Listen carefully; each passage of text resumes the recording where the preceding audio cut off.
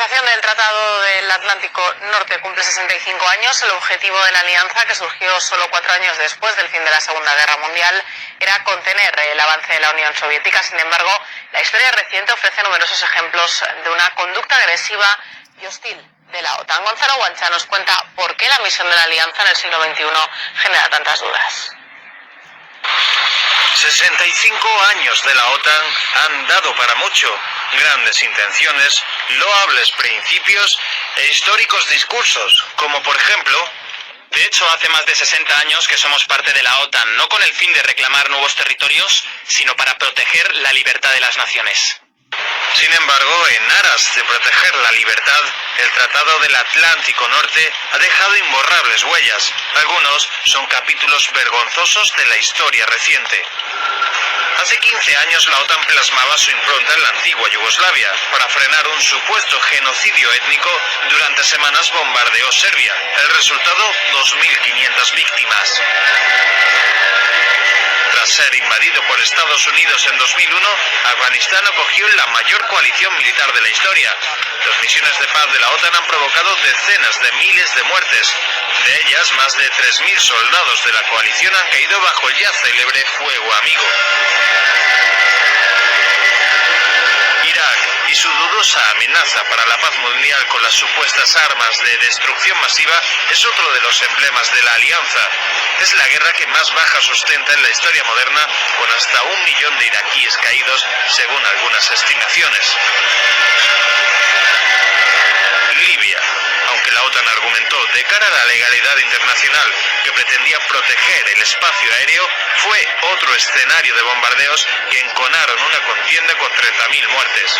Hoy Libia es más inestable de lo que ya era previa a su intervención.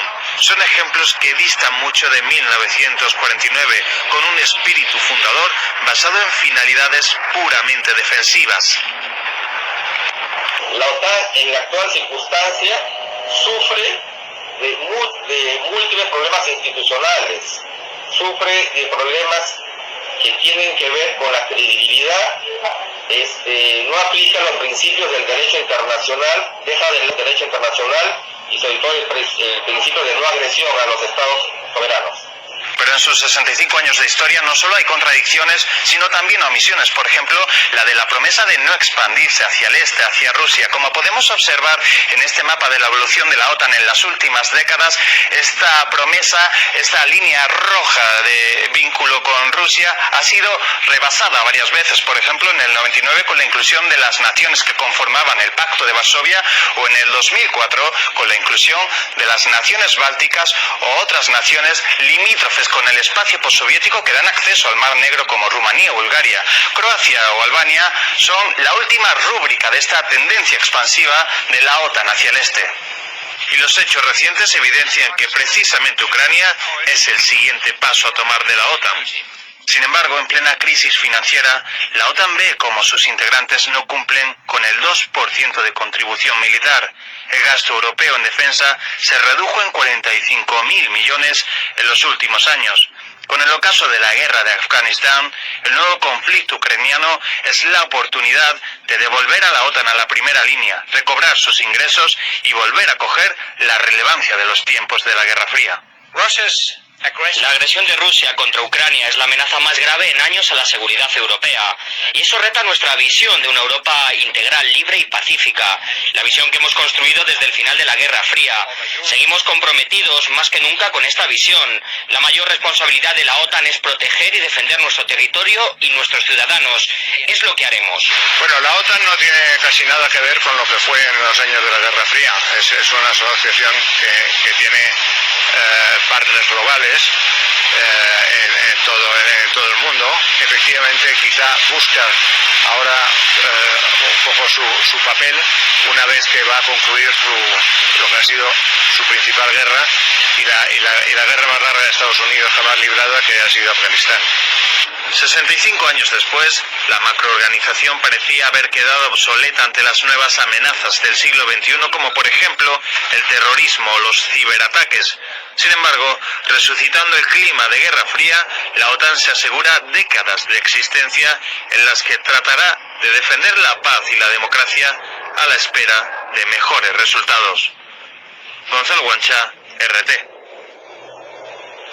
Y la Organización del Tratado del Atlántico Norte se creó en el año 1949, cuando 12 países de Europa Occidental y América del Norte firmaron en Washington un acuerdo de defensa colectiva. Actualmente la alianza cuenta con 28 miembros, sin embargo, son más de 30 los países que también colaboran con la OTAN en el marco de programas intencionales. Vamos a ir viendo cuál es la estructura del organismo a través de este gráfico que tenemos ya preparado aquí. El elemento crucial de la alianza es el Comité Militar. Sus actividades cotidianas están coordinadas por una Secretaría Internacional encabezada por el secretario general de la Alianza, quien también dirige todos los comités del organismo. Esta división, que opera desde la sede del organismo en Bruselas, cuenta con unos 1.200 empleados. Adicionalmente, alrededor de 5.000 efectivos trabajan en sus diferentes agencias y comandos regionales por todo el mundo, pese a que en los últimos años numerosos miembros de la OTAN han reducido sus inversiones en defensa. Más de los 70% de los gastos militares de todo el mundo pertenecen al organismo, y es que según el reglamento cada miembro de la OTAN debe asignar al menos